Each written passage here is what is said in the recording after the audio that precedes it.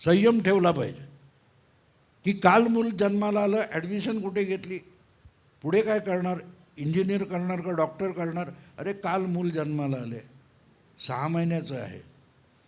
तो जो संयम असतो तो राखला पाहिजे. आणि एकाच वेळेला तुम्ही अनेक मुद्दे आहेत, ते सगळे मुद्दे जे आहेत ते घेऊन आपल्याला चालावं लागतं आणि मग त्यातून प्रायोरिटीने ठरवावं लागतं की आधी मुद्दा कुठला घ्यायचा.